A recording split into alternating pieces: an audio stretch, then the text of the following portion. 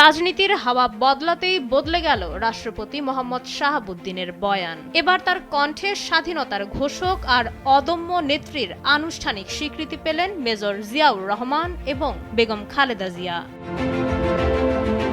রাষ্ট্রপতি মোহাম্মদ শাহাবুদ্দিন অকপটে ঘোষণা করলেন, শহীদ প্রেসিডেন্ট জিয়াউর রহমানই স্থাপন করেছিলেন নারী জাগরণের ভিত্তি, আর তাকে পূর্ণতা দিয়েছেন বেগম খালেদা জিয়া।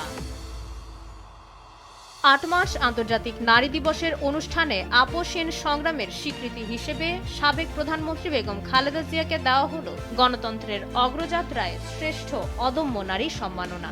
দাদির হয়ে রাষ্ট্রপতির হাত থেকে সেই রাজকীয় পুরস্কার গ্রহণ করেন প্রধানমন্ত্রী তারেক রহমানের কন্যা ব্যারিস্টার জাইমা রহমান।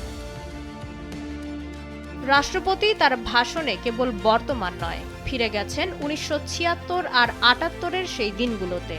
তিনি বলেন, শহীদ জিয়ার দূরদর্শী চিন্তার ফসল ছিল প্রথম নারী বিষয়ক দপ্তর এবং পরবর্তীতে পূর্ণাঙ্গ মহিলা বিষয়ক মন্ত্রণালয়। যে ভিত্তি শহীদ জিয়া গড়েছিলেন তাকেই সময়োপযোগী রূপ দিয়ে আজকের অবস্থানে নিয়ে এসেছে দেশনেত্রী বেগম খালেদা জিয়া। অর্থনৈতিক মুক্তি ছাড়া নারীর উন্নয়ন সম্ভব নয়, এই সত্যকে ধারণ করে রাষ্ট্রপতি ঘোষণা করেন ফ্যামিলি কার্ড কর্মসূচির।